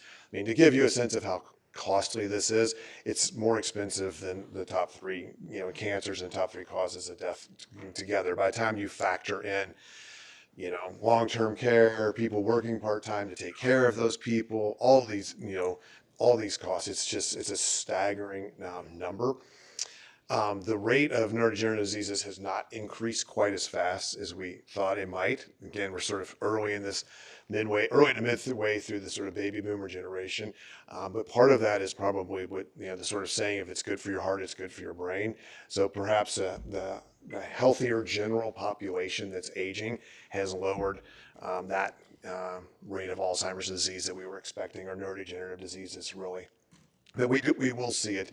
The sheer number increase in the years to come, but maybe, hopefully not as much. and there's some potential therapeutic options that are at least hopefully coming. But Thank you very much. Yeah. Staggering and expensive, you're right. Thank you, Mr. Chair. Dr. Reiger, apologies if this was answered while I was out of the room, but I don't see anything here that would indicate death from the pandemic. so that falls under the pulmonary deaths. It's under pulmonary. Yeah. And so that data, if you really want to get that, the most accurate data for that, it would be to pull it from the health department through death certificates, because at the beginning of the pandemic, it fell under medical examiner jurisdiction, but as it became more recognized and basically able to test for it, and now in really kind of endemic, it's now no longer under our jurisdiction. So initially we were looking into all of those, and then transitioned to now only if it falls under our jurisdiction specifically. So if it was a diagnosed case of COVID and the person died of COVID, there would be no need for the medical examiner to examine them, and therefore it would be in the health department statistics, not yours. Is that- Correct. Okay. Yep. Thank you. Currently, that's the way it was. And initially, when we didn't know what was going on or what people were dying of, we had those under our jurisdictions, and we have brought in literally hundreds of bodies to do postmortem nasopharyngeal swabs to see if they had COVID. So that's one of the things that our office did that was different than some other medical examiners' offices, is that, you know, we didn't want people dying unexpectedly and not knowing why. The other thing that we've done that's different than other medical examiners' offices is we continue to regularly do COVID nasopharyngeal swabs now. And so you'll find people that have died not from COVID, but with COVID. It's less of an issue now, but, you know, a year ago when someone died at home from a drug overdose, you know, we test them, they're positive for COVID. That may be relevant because there's 10 other people that they're living with. And so now we would at least have that information. So, but we continue to test for it. And so people definitely are dying with it, but not of it still. So it's still circulating, obviously. Thank you. Yep. Thank you.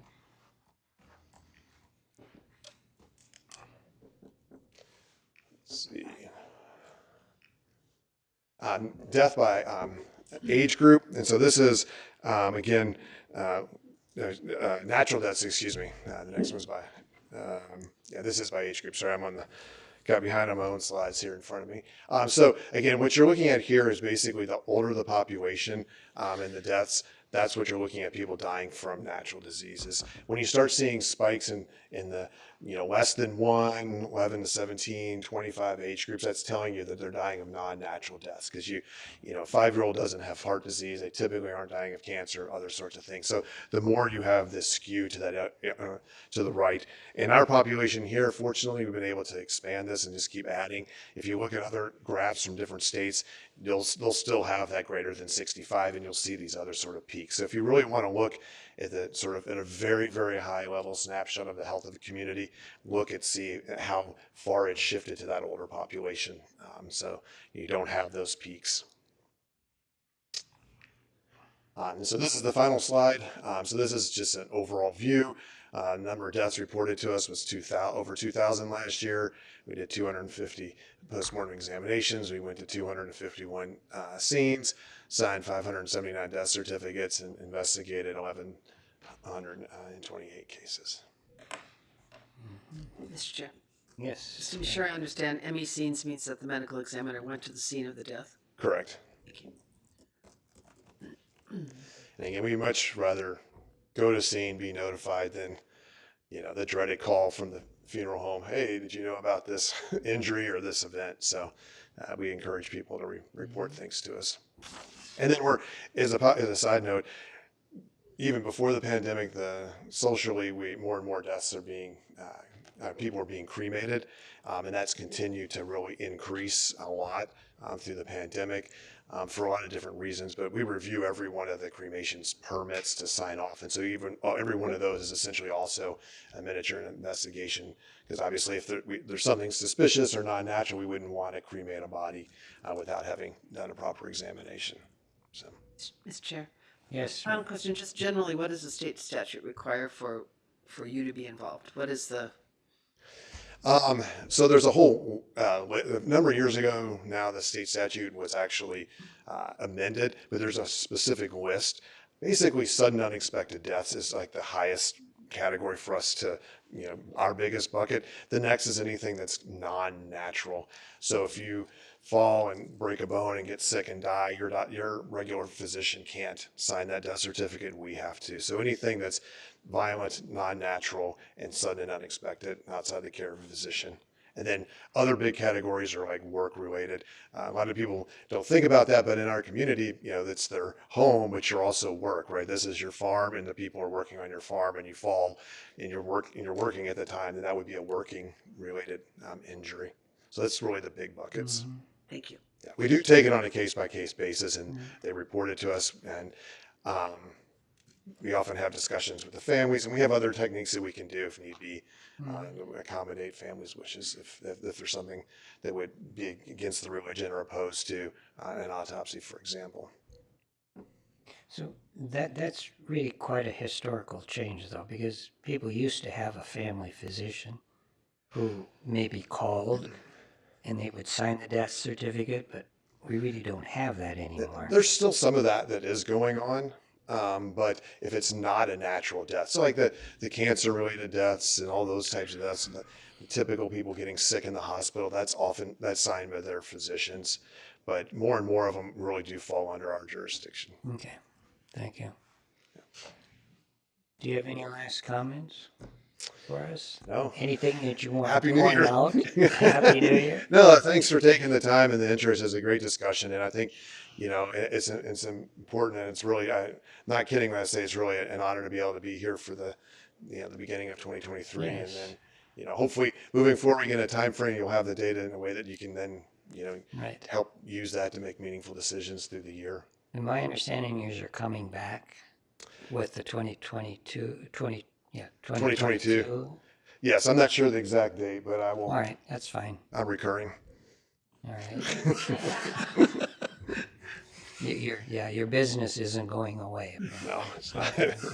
Yes, Senator. Mr. Chair, just a comment, and I hope I'm accurate when I say this, but we're just so incredibly fortunate to have this arrangement. I think a couple of years ago, for instance, I think appropriated $25 million to Hennepin County for a new facility up there, and Hennepin County has the they hire all the staff and so on and so forth. And so far as I'm aware, they may have some sort of a joint powers agreement. I'm not aware of that, but to have this arrangement here is in my mind, and I don't know the financial part, but I'm just instinctively going to say we have a pretty good thing going here.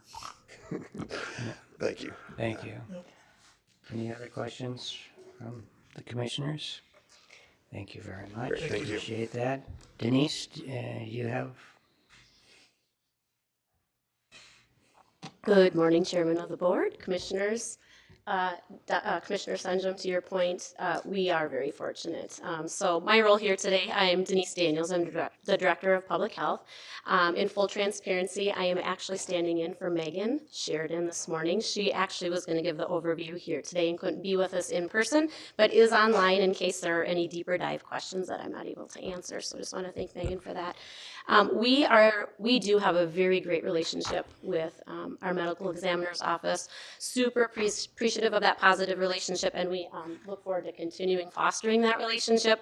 So what we were asked to do was really look at, this is a lot of information, and the data can be kind of heavy and overwhelming at times, but to pull together, what do we do with this? We're fortunate to be able to have access to it, so what do we do with this data, and how does it inform our work? So through public health, the county attorney's office, the sheriff's office, we've been able to pull together just some high-level ways of which we use the data and how we're going to move forward with it. And honestly, it affects many of the departments, not just those that we're listing here today. So in public health, we pair the medical examiner's data with vital statistics data from the Minnesota Department of Health, as well as local syndromic surveillance that comes through our healthcare partners, to be able to give us the best comprehensive picture of what the health of our community looks like.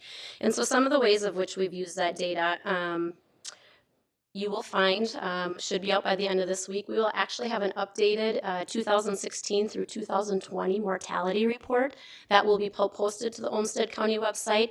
It will give a lot of the information, but also important to note that the mortality we'll be looking at of those Olmsted County residents, right? So as you heard from the ME's office, they have to look at all deaths in Olmsted County, but this will also pinpoint down specific to our residents. So you will be able to see that report as it comes out.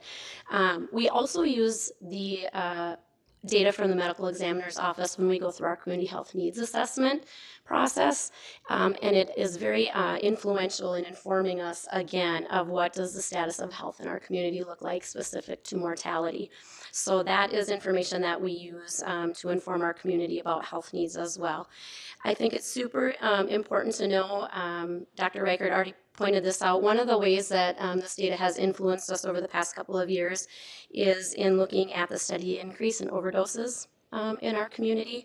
We have been tasked as the chief health strategist in Olmsted County at Public Health to look at the opioid settlement dollars and come up with what is the best game plan for our community to utilize those dollars. And so we have pulled together a local collaborative group of both internal and external partners to look at what is the best evidence-based practices we can use for those dollars. So we have used this data to help and will use this data to help inform there as well. It has also been super important as we look at how suicides have increased in Olmsted County. So we've been able to take data from the ME's office, our syndromic surveillance, which feeds direct ED, emergency department reports in due time, right? Almost, I mean, as close to real time as you can get, to be able to look at the trends that are happening with that. And so for us in Olmsted County, for 2022, we've had more suicide deaths through Q3 than the entire year of 2021 and 2020. So we pull our partners together, not just in healthcare, but those who are in our recovery facilities, in our schools, et cetera, to be able to come up with different strategies to be able to address that. The ME data is super important because if we had to wait for data from vital statistics on this, we would be sometimes 2 years behind. So for example, we don't even have our vital statistics yet from the Minnesota Department of Health. So this gives us more real time. Commissioners, would you, two things, I guess. One, if you would define syndromic surveillance, because I think it's a term of art that I'm not sure that I fully understand. The second thing is I'm wondering if you're getting data from the ME's office all along the year or just quarterly, how often you're getting data so that it can be used to focus efforts. The third question would be, are you able to use any of the data to pinpoint geographic areas where there's a particularly high overdose or many more falls, or are we able to track by census tract, for instance, or something? Sure. So heard a few questions there to define syndromic surveillance. And so I think we have Megan on. But Yep. really, go ahead, Megan. I'm here, Denise. I can try to answer all three of those if that would be helpful. Sure.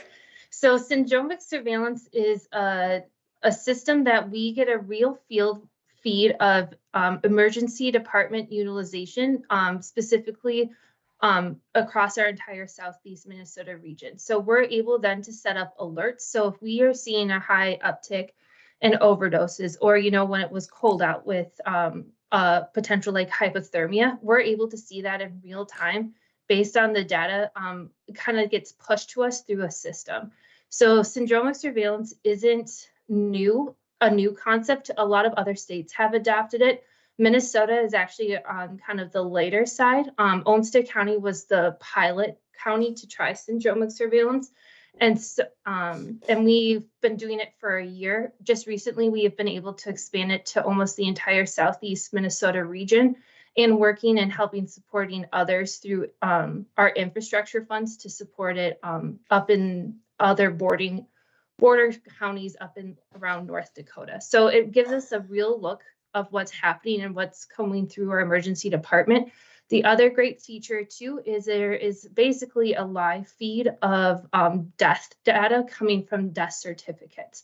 So that's how we're able to see and monitor deaths, and they match around 95% to our vital stats. So as Denise mentioned, we haven't received our 2021 vital statistics, but we are able to go look at our syndromic surveillance data to just try to get a somewhat of a good picture of what's happening with deaths in Olmsted County and in the region. And then, oh, Go ahead, Megan. I think you were going to finish the last question. Yeah. As for being able to map, that is another huge benefit for using syndromic surveillance data. It actually helps map it out for us. And part of our dashboard that we have built internally and are working with our health and human services partners is be able to see that more geospatially. And we're also been able to share that with our law enforcement partners along with some of the tools that they are using as well. And then for study reports, we will probably continue to work with the medical examiner around getting a more study feed. We are also trying to understand if we can get this information from another system, like how do we match those or how do they compare? Where the medical examiner data is helpful for us is those to understand all deaths that are happening in Olmsted County, just not those of Olmsted County residents. And that's why it's really important to kind of marry the two. And that's been a conversation and a partnership that we have been exploring. Thank you. Thank you. You're welcome.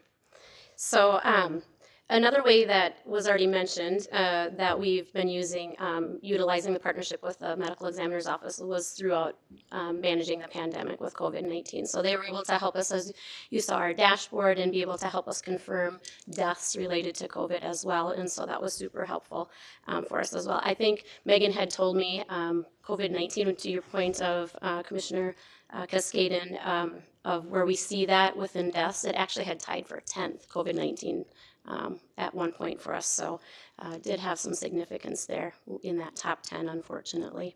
So as we head to endemic, as I said, it's still around, it's still here. Unfortunately, we still do have deaths related to that. The other thing I think that is important to note is we actually saw our life expectancy fall to the lowest recorded level in 2020 from 83.1 years to 81.3.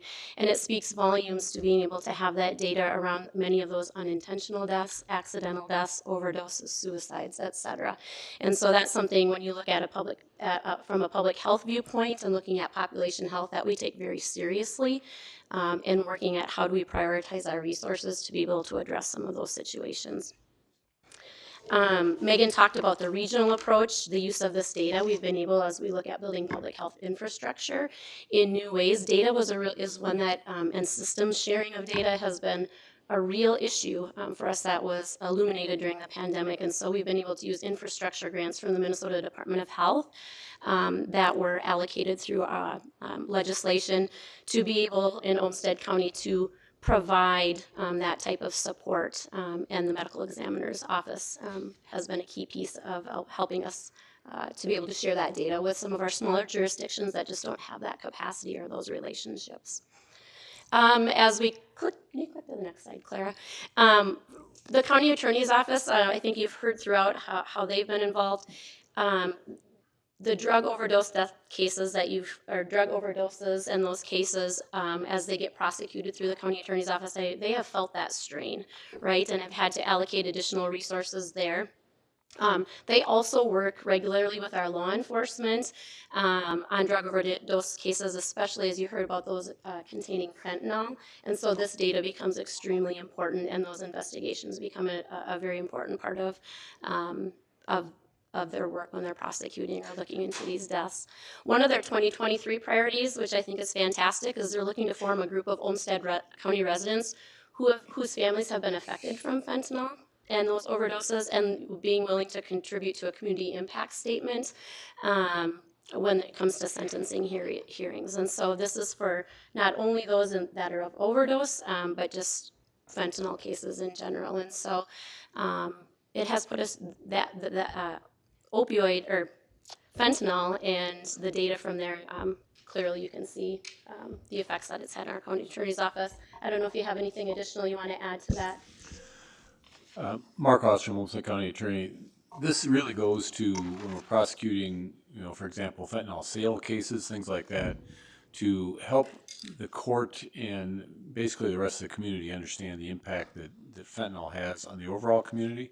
And so by using a group of residents to create this community impact statement, we can make a more significant impact at sentencing, for example, on the total impact of what fentanyl in this case is having on our community, as opposed to an individual sale here, an individual sale there. We want to, identify the huge risk it has overall in the community, not just on a particular incident, if that makes any sense. Mr. Chair, maybe Mr. Olstrom, this is maybe more of a question for the sheriff, but jointly, are we able to use this data in any way in terms of prevention strategy, identifying high-risk areas where there's more surveillance needed, or is there any use that we can make of that in that arena? I see the sheriff is heading this way. I think that's a better question for the sheriff and the task force. Mm-hmm. You mentioned the key words, high risk, and we are a Haida County, high intensity drug trafficking area. So we get some money from the feds. It's 100,000, or it's been 100,000 every year. It's less than now, and that's split with us and Rochester PD. It can't go towards staffing. It can only go towards investigative techniques, equipment, things like that. That's the only thing that it helps us with. We just know by feel that 7 years ago we were still gauging our investigations on grams and ounces and things like that, and now we're just flat out in pounds. 76 pounds. Our deputies, it was 250 some pounds over the last month of different types of drugs, all of it, and a lot of it in fentanyl. I've seen right in front of me 2.5 pounds of fentanyl, and with one granule being enough to take somebody's life. And that's right here in our community. So it's huge right now. And fentanyl is mixed into everything. There was a question earlier about marijuana. Granted, yep, THC is not a factor in killing people, but fentanyl is mixed into marijuana as well, just like everything else on the doctor's slides. And we asked, when we met him about a month ago, we asked if they are looking at that, and that was the comment then, that marijuana is not a factor in it. Sure, it's not, but the combination with what we're seeing with fentanyl is a factor. And people are, talking about that Russian roulette that he mentioned. That is, I'm not going to say it. That is exactly right. And people don't know what they're getting anymore. It used to be that way, whether it's in pill form and some other form. No one knows what they're getting, and right now we are under siege. There's no way around it. It's crazy right now. I don't know if that answered your question, but yeah, I think thanks, Sheriff. Thank you, Sheriff. Too, if there's anything additional they have. So on the next slide, Clara, you've heard from the sheriff, but really a lot of the information that was shared today in the data helps provide situational awareness to our law enforcement. What is out there? What are they seeing? What are the combinations they're seeing? I think it reiterates, as they're making arrests, they're doing their investigations, but it also, as you heard, really helps them with resources, looking at, what additional resources do we have? And so I know there's had to be some shifting and reassigning and to look for additional FTE potentially when they look at narcotics investigators. The question came up about the Fatal Review Committee. Yes, data from there is used for the Fatal Review Committee. I don't know if that committee still exists in its original format, Sheriff, but when they look at deaths by motor vehicles, pedestrian, safety, et cetera, which comes out of the Towards Zero Death grant. I know that data has been used in the past. yeah, the Towards Zero Death grant and that committee is still in place here in Olmsted County. It meets quarterly, and one of your staff is on it, and we have people, and it's really a fantastic organization. It includes Public Works, both city, county, and state, law enforcement, city, county, and state. can't think of who else would be part of that. There's a whole bunch of folks that meet involving in that. And they do, they flat out look at everything from a serious injury crash to a fatality and break it down to the point where they're on Google Earth and they're just looking right at the scene and looking, okay, do we need extra signs here? Is there some other factors we can play from every angle? Sometimes, yep, it's just flat out operator error, impairment, and things happen. But there are a lot of times where I've sat in those committees and we've done some really neat things and gone out as soon as possible to go fix something and do something a little bit different, cut down some trees or cut some branches down. That's a lot of different things that go into it. So that TZD committee is live and very active here in Olmsted County. As long as you're up here, is the Mr. Chair and Sheriff Ms. Daniels, OD map, is that literally Yeah. a map Yeah. of Yeah. overdoses? We use it. It's not maybe as accurate. It's not something that, it basically tells us that maybe a day or so later that we've got a problem. Well, we need to know now. And one of the things that I did bring up, I'll bring it up again, is, and I've talked with Senator Carlson on it, and that is to change the law at the state to require hospitals to notify us of an overdose death that occurs as it comes in and they die in the ER, just like gunshots.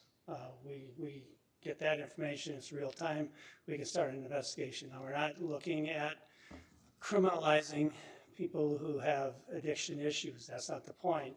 It's where do the drugs come from, and if there is an investigation that can grow from that, that someone delivered some illicit drugs, illicit in the sense that those combo factor drugs, those Russian roulette drugs, there's an investigation there. That's a third-degree murder.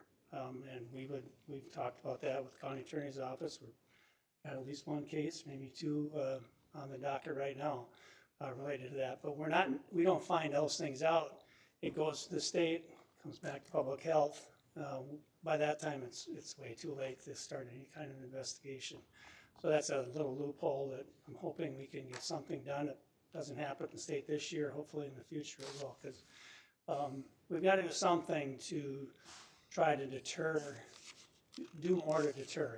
And whether it's the use of it, you know, and the other question that came up with that related to it is, well, we may deter people reporting or deter people from going in. I don't know what the right answer is, but we've got to keep looking at it like the TZD efforts do from all angles. And we've all got to be in on this thing because it's a battle out there right now. Thank you. Thank you, Sheriff. I would say just to wrap up, two additional ways that we use the data in this partnership. When we see increases in certain numbers or trends heading in directions that we've used the data combined with other data sources as well to be able to help influence legislation, which I think is key when we look at different funding or changes in systems or policies. And then the other piece of that is we've definitely use this data as we've looked to apply for grants to address many of these situations, right? There's nothing more powerful than having access to local data to be able to tell the true story of health in our community. And so to your point around falls prevention, Commissioner Wright, we actually did just apply for a grant around falls prevention. A lot of this data was utilized to be able to get into people's homes through a Healthy Homes initiative to look at, you know, what are the conditions in homes where people maybe don't have the resources to deal with those. So really multiple components. And just to wrap it up, the partnership is so critical. It's so important to be able to have that data in a timely manner and to have that partnership to help inform our work. So thank you. Any questions from the board? All right, now just for the board's information in case you're... Mr. Chair, Yes, go ahead. I'm just moved to make a comment because a couple of years ago, I had I'll call it a drug house across the street for about 7 months, and it was really frustrating. But and then we hear this data here this morning, and it just seemed, and we had some discussions about this important racism report and the findings and the actions, but it just seems to me this, you know, the city, the county, the school district, and the citizenry really need to come together around this substance abuse thing and illicit drugs and put a full court press on this. This is, I don't think we can afford not to. This is a scourge that is expensive, morbidity, mortality, everything, there's nothing good about this, and it just seems to me society needs to step up. Maybe it can happen here. Thank you. All right, for the board's information, on audio, we had Megan Sheridan. So, and for the public listening, Megan Sheridan is an epidemiologist, and that's another reason why we're thankful that we live in Olmsted County, because not all counties have an epidemiologist. And Megan studies the data that comes in from Olmsted County, and this is one of the reasons why we asked the state of Minnesota to provide more data for Olmsted County that we can access, because that then helps to trace risk populations so that we can garner the assistance that we need, as Commissioner Senjum is talking about, to address some of these issues. The more data that we have, the better that we are at calculating that data and providing predictions allows us then to do the preventive work that the county needs to do. So thank you, Megan, wherever you are. Appreciate your work. And that's also part of our public health department. And thank you very much, Denise, for the work that your staff does for public health, because I think, as Commissioner Senjum points out, that this is a public health issue and a law enforcement issue, and we need to work together in order to resolve the issue. All right. So, Mr. Chair, would you entertain a motion to approve the volunteer? Yes, so we'll take that. I take that as a motion to approve Brady Strickland for planning. Is there a second? All in favor, say aye. Aye. All right, so congratulations, Brady, for joining the Planning Commission, and we'll send him a note. All right, board and committee reports. All right, we'll start at the end. Commissioner Senjum, do you have a board report? It's not required, you know, this is our first meeting, but... Mr. Chair, I have no report. All right, very good. All right, Commissioner. Chair, maybe we would, since we didn't have an opportunity for people to speak as they took their oath of office, perhaps we'd like to invite our new members, if they want to reflect on that. And Great maybe those of us who are returning members, maybe we could start with our reports, if that would be okay with you, Mr. Chair. Sure, that would be good. Do you want the order of which do you want to do first? I'd like to speak. All right. So, and former Commissioner Podolke's laughing. I don't really have a lot of committee reports because it has been the holidays, but I do think having 4 new colleagues on the county board, having a fresh start, having a look ahead to what the issues are that we've worked on so diligently last year and that we have before us for the coming years. It feels like a fresh start on many levels, with a lot of issues that we will need to address for the benefit of our community. Some of them really, to Commissioner Senjum's point, should we not be getting ahead of the curve on fentanyl if we possibly can? Do we need a community response? And we haven't had that. Let's add that to our list of potential topics. But we have a lot of things that our carryover activities or for our future.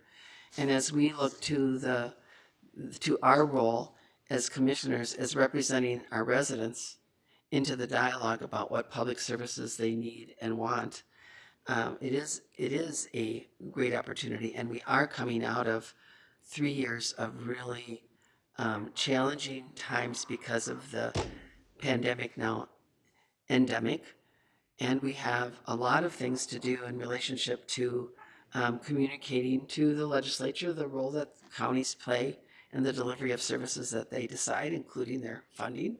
And we have the opportunity, as has been pointed out by Commissioner Senjum, to really look at what federal funding is going to be available for infrastructure and other kinds of funds. So we're at this really unique time as a board with four 4 brand new members. With the end of the pandemic, with the state budget surplus, with a couple of us who've had a lot of experience working, 3 of us working at the legislature around as lobbyists or as members. And so I just am kind of excited about the opportunity that's before us. And I just wanted to say that I'm looking forward to 2023 and to our work together. And that's my report, Mr. Chair. Thank you. All right, we'll start over again. Commissioner Senjum, do you have any comments on your election and your first day on the board? Thank you, Mr. Chair. It's just an honor and a privilege to be here, and it's I had a chance to sit in these chairs from 1992 to 2002, and I never thought I'd come back. Lo and behold, after 20 years in St. Paul, here I am, and really kind of, I think for me at least, I've borne a new level of excitement here. Not because it's exciting work; it's hard work, but it's so necessary. And we talk about substance abuse, we talk about racism, we talk about homelessness, and on and on. The topics that this board engages itself into are really, really important. And if you will, we can always look to St. Paul, but to sit here feeling at the ground level, where the rubber hits the road, so to speak, it really feels like a good place to be from the standpoint of trying to invoke change and betterment. So I'm pretty excited about this. I also can't sit here without mentioning another passion I just have personally, and that's our climate, our future, our clean energy future, and I'll be having some conversation about that as well along the way. So again, honor and privilege to be here. Thank you so much. Thank you. Commissioner Podolsky Smith. I have no report from committees, and but I do have Yes, go ahead. reflection. As much of a nearly lifelong dream as it has been to hold the office of county commissioner, it's an even greater honor to be here. I was so honored to have been elected, honored to meet and reconnect with my new commissioner colleagues. So I have great excitement and enthusiasm for all of you.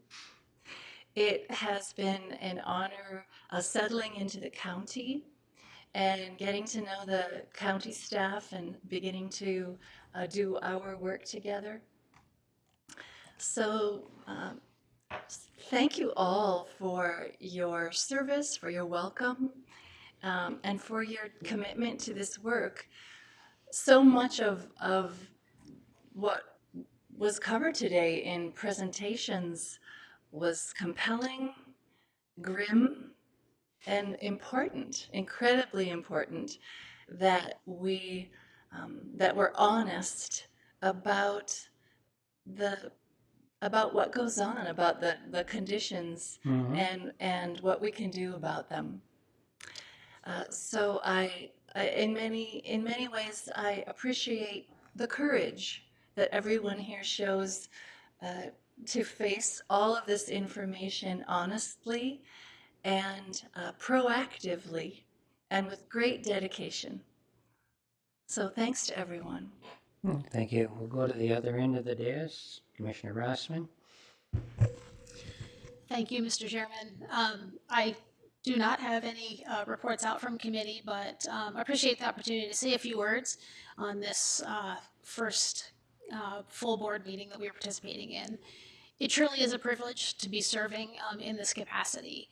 And I sincerely appreciate all of the work that is put in by staff to begin to prepare us before we even sat here today. Over the last month, we've had multiple training sessions, and those sessions have clearly given me a much greater perspective of the vast programs and incredibly impactful programs that our staff are implementing every day. Has also given us the opportunity to get to meet some of the staff who are putting the work forth every day, bringing the expertise and knowledge to the table to ensure that Olmsted County is addressing the critical programs that we need to continue to make Olmsted County a thriving county.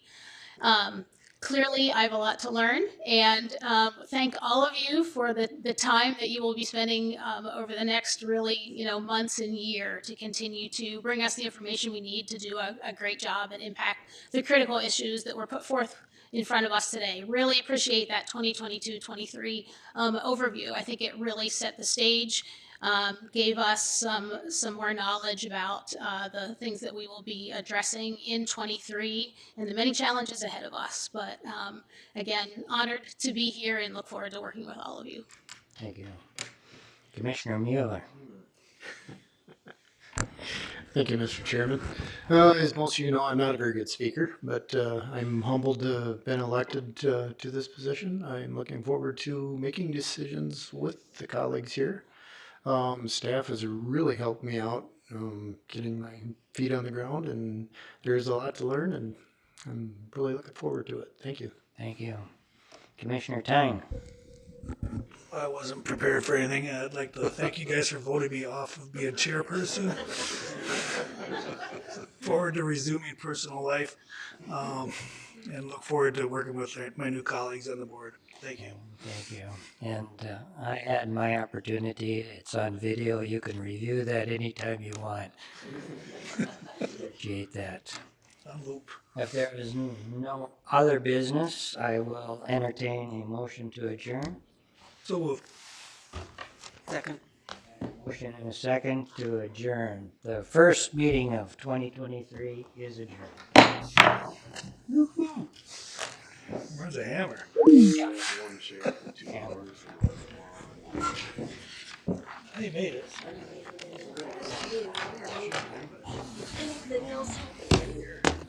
So we have a 1 o'clock meeting. 1 o'clock. We have a break, board, we have a break, and then we have an HRA meeting at... He's gonna be right here again. Yes. First meeting of the year. Mr. Chair, here's not everyone has it in their calendar. Oh, I'm sorry. Today, I guess. So, do we want to let everybody know?